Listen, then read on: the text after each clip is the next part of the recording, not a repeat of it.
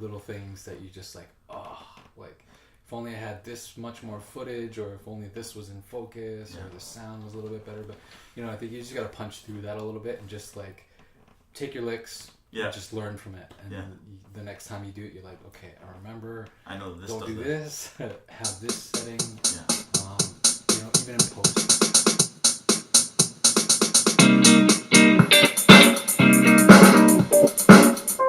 How often do you find yourself in a state of meditation when you're working? Well,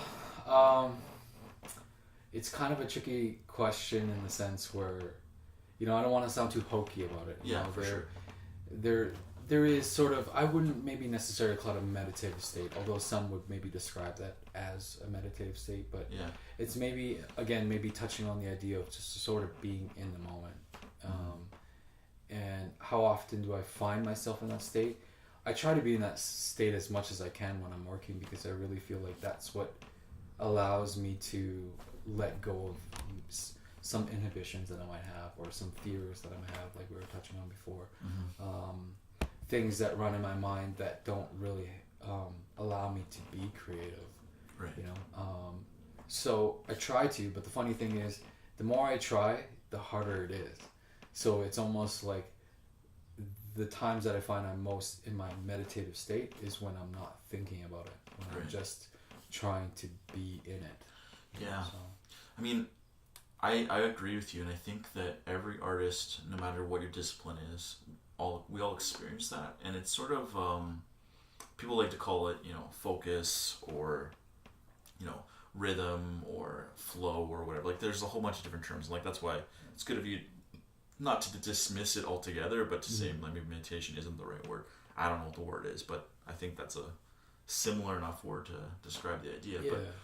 But what happens is when you are creating works, you're actually at the center of like life, I would say. Like it's not the same as giving birth or anything like that, but there's a similarity to it in that way that you're creating something from nothing. So it does just happen, as they say, right?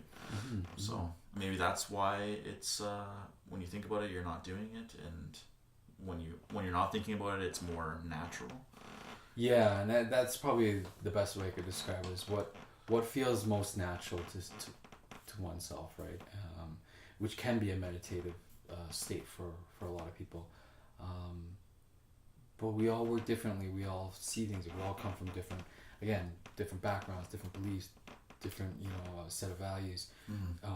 But ultimately, it's about striving for being the best version of yourself in terms of your artistic output, right? So I think really just being able to be in a place where you don't have to necessarily think about what you're doing, and just reacting to your environment, reacting to what's happening on the canvas, and just absorbing that, and really just being like not thinking about it, just be an observer of it. Yeah. So. Well, it's such a high and important aspect of creativity that you have to take in what's going on around you, and maybe sometimes it's not in the physical environment, maybe it's internally inside your head about something you're reacting to, but you have to take it in, and then you have to, like you said, put it out there, have an output. Right. Yeah. So that makes sense. Cool. Good. I don't know if you want to. Yeah, we can elaborate a bit. Yeah. Okay. Well, I'll let you. You were on a roll there, so. Okay, so the other thing that I was wondering is, how do you deal with those moments where you're forced to be disciplined and less just being creative? Because that's a natural thing, is for you to want to make art when you're feeling inspired. Right. But there's also that sort of realistic part of you that realizes that you have to have structure, you have to have discipline in order to have a consistent output.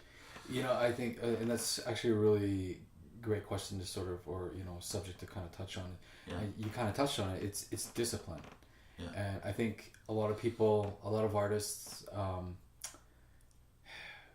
they're great, but I think what really defines a great artist to a good artist from a great artist is learning to be disciplined. And no matter how you see it, what ends up being the reality is that it's a discipline. You have to train yourself. You have to live, breathe, eat, and sleep you know, art if you want to be a great artist, you know. And I think it's like really looking at it from the standpoint of an art or being an artist. If that's what you want to be, then you have to see your art as also a business. Right. And business is quite black and white. There is no color or gray area there. It's either you're a successful business person that happens to use art as a medium, or you want to be an artist and be creative, but you don't want to put in the time to be successful at it. Right. And I think that's really what defines great artists from good artists. And there are a lot of, don't get me wrong, there are a lot of good artists that are could be great, super talented, and you know, can output way better than a lot of great artists. But what really separates them is the idea that they understand, the great ones understand, that it's not just about being creative and being free thinking. It's about really buying into or really believing in the fact that you have to be disciplined. You have to have some sort of organization. Right. It doesn't have to be a lot, but you have to have some. Yeah. I think, and really working at that, because that's probably the most difficult hurdle for a lot of artists out there, is that, you know, they think, well, it's an art, so I just want to be creative. I just want to create things. Yeah. And, you know, and that has its own merits too. And don't get me wrong, I think that's what they live for. I think as artists, that's what we live for. Right.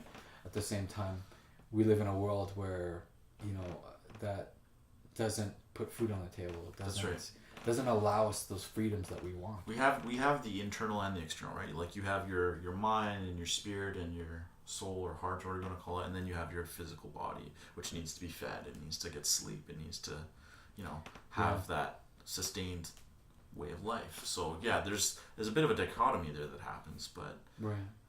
And I know, like, for those who might be watching, so for some artists out there, they might think, well, no, I'm gonna buck the trend, and you know, I know that I can do this. I could probably, you know, pump out some fantastic art and get maybe 20 minutes of sleep a day, and all the power to them. You know, I'm certainly not saying that you have to be that way, but I think for the most part, generally speaking, it's not a bad thing to have rituals. It's not a bad thing to have some semblance of organization in your life, to really be able to feed that creativity, because there needs to be structure there. There needs to be, those foundations need to be there to hold up the walls of the house, right? So if you don't have that, then you don't really have anything. You know, it's not, there's no longevity in it.